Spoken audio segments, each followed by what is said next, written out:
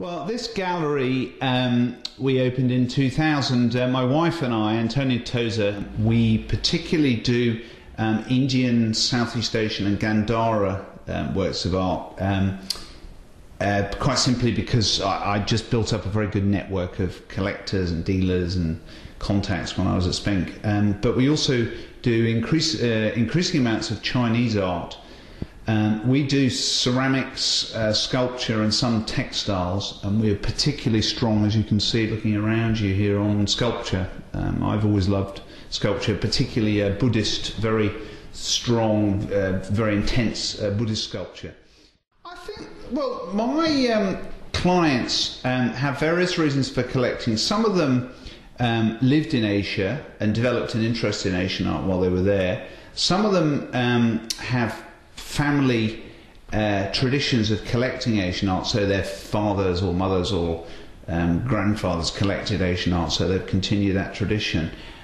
Some of them have travelled very little in Asia, they just have an affinity for it. For various reasons. I would think most people have some sort of connection with Asia. Perhaps, you know, if they're a banker, for example, an investment banker, perhaps in the early stages of their career they might have lived in Bangkok or in Tokyo or in Hong Kong and developed an interest there. Usually people live there and had some sort of professional connection.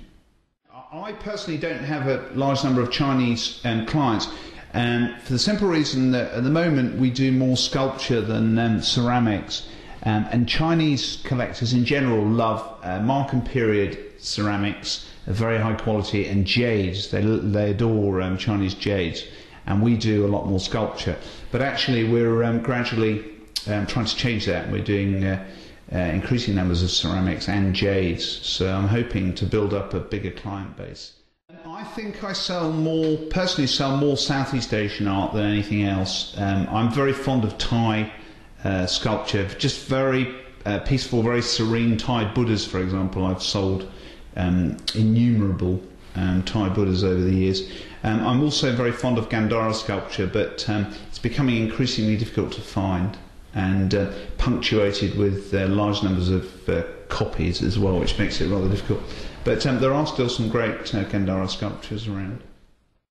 I think London and New York have always been the centres, and I suspect it's because they're both financial centres and business centres, so you have large numbers of people passing through. I mean, typically a client of mine would come here on a business trip for 2 days, possibly from the States, and get his meetings out of the way, and perhaps for half an hour on Friday afternoon before he flies back will come in and look at the gallery.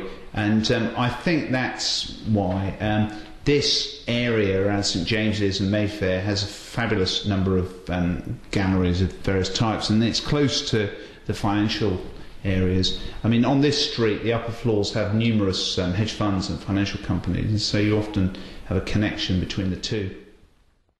I think, well, the art market's very subdued at the moment, but there are people who are still buying. I think you have to be a bit more pragmatic about pricing, and you have to be more proactive about clients. So I think there's still a huge level of interest in buying art. You just have to be a bit sensible about the way you price things, but I'm still doing business. The next 2 years, I don't know is the short answer.